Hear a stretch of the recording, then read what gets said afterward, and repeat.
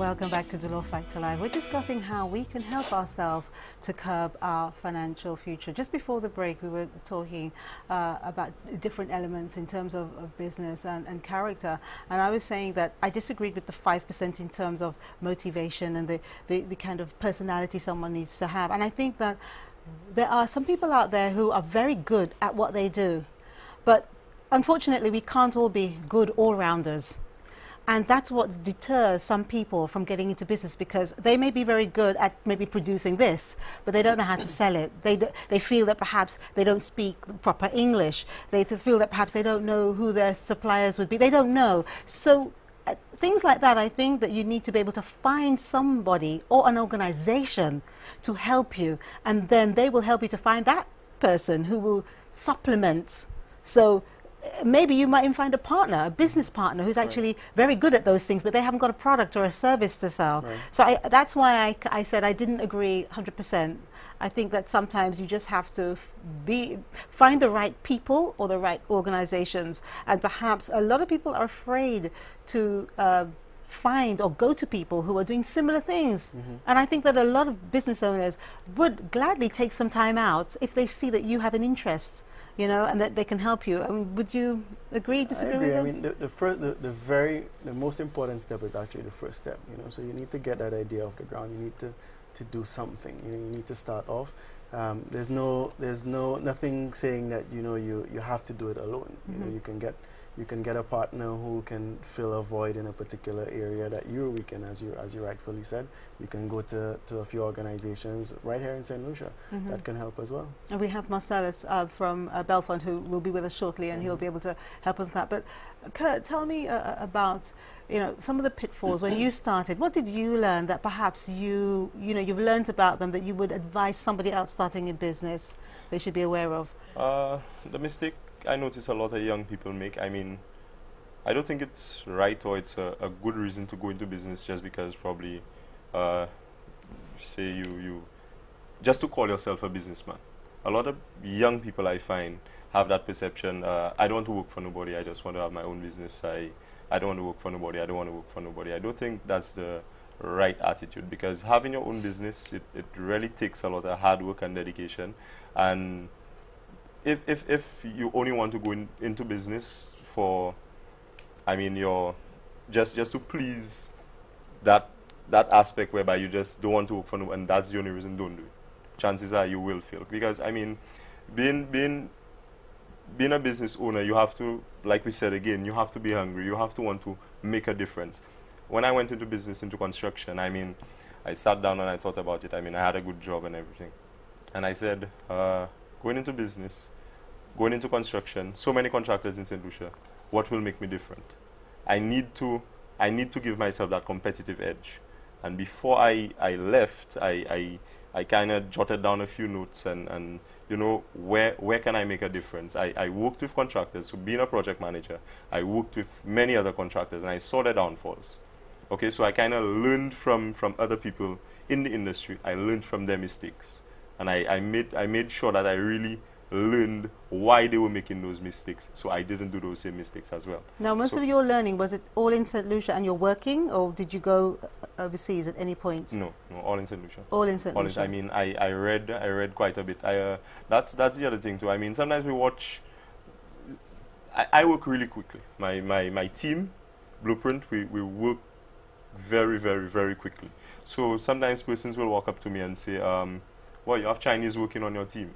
No, I don't have Chinese, but what I do, I read and I invest in technology that the Chinese use to get the speed, you know, to get their team moving at the speed at which they do. So, you know, I mean, the internet is at our disposal. So use the internet, read about it. There's technology out there to do so many things, and I find a lot of business persons, especially in my field, construction, kind of reluctant to invest in technology. They like doing things the old school way. It's been working, so reinventing the wheel is not always a good thing. Sometimes you need to stick to that same wheel, but sometimes reinventing the wheel could be a good thing. But you just need to be brave enough as an entrepreneur, as a business owner, you need to be brave enough to take that chance and try to reinvent your own wheel. So probably if 10, 15, 20 years ago, masons were putting blocks just the conventional way, just using a trowel and mortar, they must have some machine now that will just lay that mortar for you, and instead of putting 100 blocks a day, you could put 300. It might cost a bit more. So sometimes you find people, they kind of, they look at the initial cost of the equipment, and they'll say, boy, you know what, that's too expensive. But you know what, look at it a couple months, probably even a couple of weeks down the line, as opposed to what you would be paying a mason per day, and how much productivity you would get from that mason, as opposed to making that investment into that one piece of equipment, and then how much production, how much productivity you could really get from You see, it. some people could say that makes a lot of sense, but financially, when you're starting off in business, you don't have money. No, well, I didn't get... And how did you start? I mean, did you have a lot of money to start off with? Startup was really, really, really rough. Going to majority of the financial institutions for a startup loan was like a big metal or a big concrete door that I just couldn't push open. It was really, really difficult. And I mean, time and time again, I would have to go back home to the drawing board and, hey, what can I do? What can I do? Business. Why was it difficult? First of all, they ask you for security. I went into business when I was like 23 and a half. So security, having a piece of land that valued at probably $200,000, $300,000, I don't have that.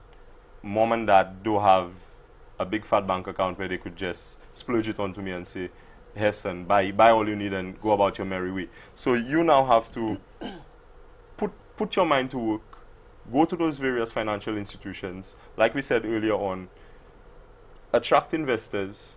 I'm not a, how I'll put it, I don't like partnerships. Why? Because I'm kind of like a strong-minded person. If I say I want to paint that room black, there's reason behind my madness. I wouldn't just paint a room black for a reason, but probably JERMILE being my partner might think contrary to that. So, and I always think I'm right. I just, for true, I always think my way is the best way. So I just, so strong. My way, I take the highway. Yeah. So you find that sometimes, you know, I tried partnerships a few times, and it goes a bit sour, because I'm a very, very strong-minded person. If I say I want to paint that table brown, don't tell me paint it white, because we'll just argue, and chances are I'll just put up that mental block. And so, I mean, I'm not saying that may be the best thing, but that's how I am. I know that's how it may be a tough cookie to crack. Yeah, but how did you get the money then to make that first start? I have entrepreneurial skills kind of embedded in me, I would say, from young. At 11, 12, I was breeding dogs.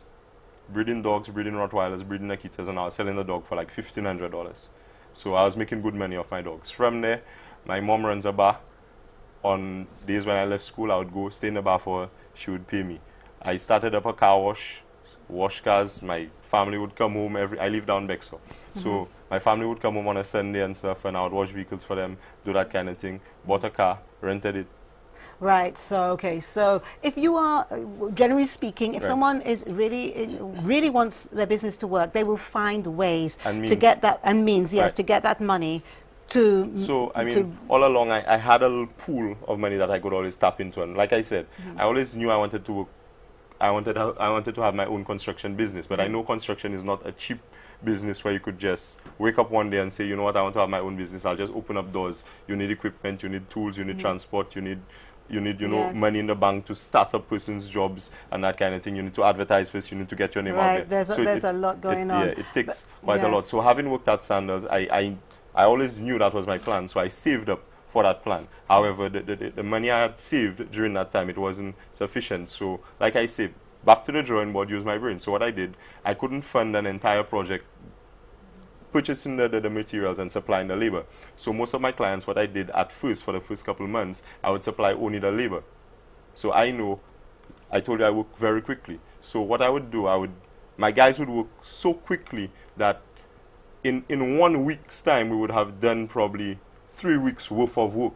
So when I send you a claim or invoice at the end of that 1 week, I'm already 2 weeks ahead of actual schedule. So I always have that, I always one step ahead in terms of cash. So I use that money to rotate eventually. You've given us a really good kind of inside look into how you started, and unfortunately we're going to have to say goodbye. But before we say goodbye, very briefly, what can you say to inspire anyone out there who is stifled because they've got something inside them and they want to do it for themselves. If you have an idea and you believe in your idea and you believe in your idea strongly, do your research, do it properly, and if you believe in that idea and you're positive that it will work, persons will try to deter you, because they did. My mom, my dad, my wife said to me, you have a good job, you want to live a good job, to go into a field that's already, you know, saturated. Construction was already saturated. I thought about it, I slept on it.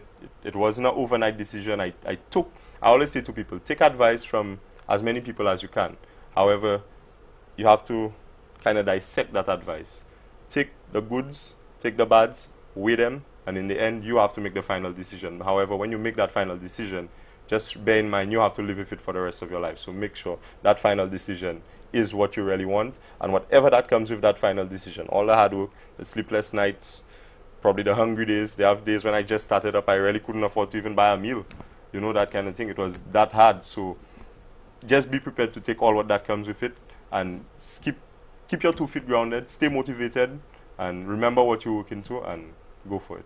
Good. Thank you so much for sharing all that with us, and congratulations Thank you. For your recent awards with Thank the Lucia Business Awards. And I can see why you achieved that, and I think that we're all expecting much more from you, and I don't think you're going to fail us. So There's thank much you. more to come. I can see that. Tell us where people can find you. Blueprint Construction. My office is located in Beausejour.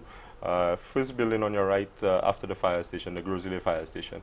Okay. All right. Thank you. No and problem. viewers, you know that you'll get the contact information on lawfactorlive.com. So I'd like to thank you again, Kurt, for sharing that information with us. Now, you don't have very much time. If you want to respond to our giveaways tonight, name 4 products you can purchase at the cell.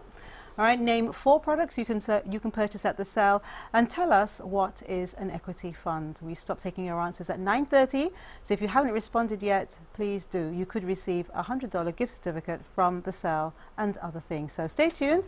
We will be joined later or after the break by Marcellus Joseph from BELFUND. See you soon.